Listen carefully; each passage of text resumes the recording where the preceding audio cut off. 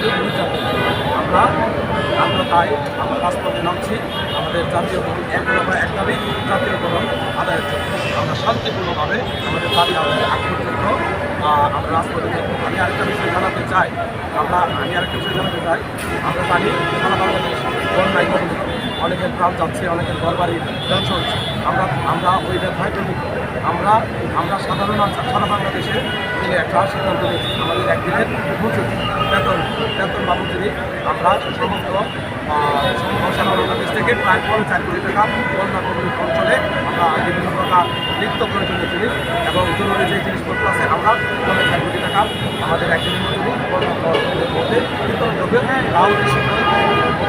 এবং আমরা চাই আমরা এই মুহূর্তে কর্মবিরতিতে আছি। আমরা চাই না কর্মবিরতি থেকে দেশের মানুষকে একটা অরাজকতার পরিস্থিতিতে ফেলার জন্য।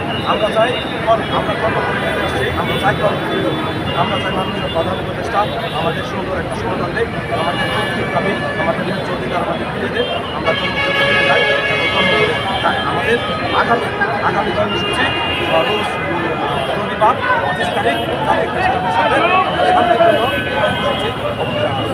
কর্মসূচি নিয়ে শান্তিপূর্ণভাবে অবস্থান